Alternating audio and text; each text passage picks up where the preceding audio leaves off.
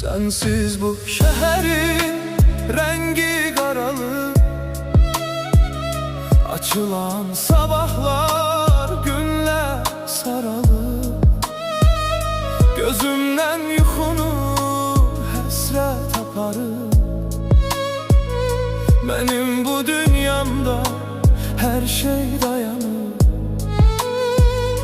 Sükutun içinde boğulur sesim, sanki her addımda kesilir nefesim.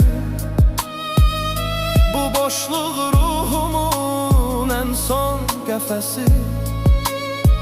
Sensiz yaşamağa qalmayıb həvəsim.